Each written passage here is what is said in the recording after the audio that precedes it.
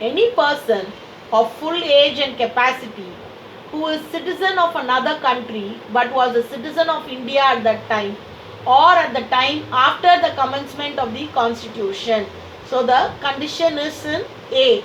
Next, if you see who is a citizen of another country but was eligible to become a citizen of India at the time of the commencement of the constitution.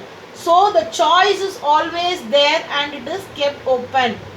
Who is citizen of another country but belonged to a territory that became a part of India after the 15th day of August 1947, that is after independence. Next, who is a child or a grandchild or a great grandchild of a citizen of India. So these are the conditions. Next, if you see who is a minor child of a person mentioned above, all the clauses from A to C. And next, the spouse of foreign origin of citizen of India or spouse of a foreign origin of overseas citizen of India, card holder registered under section 7 capital A, whose marriage has been registered. So registration of marriage become compulsory for such people to establish their citizenship and subsisted for a continuous period not less than 2 years. So only when you apply for a passport, so all these details would be taken care of. Next, the central government may by notification in the official gazette specify the date from which the existing person of Indian origin card holders shall deem to be overseas citizen of Indian card holders.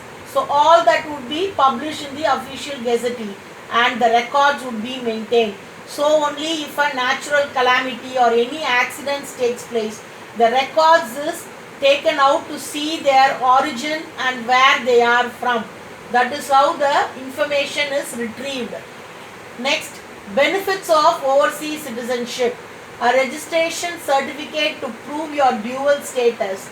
The overseas citizen passport in addition to the passport of the country of which you are already a citizen. That means a person, he or she.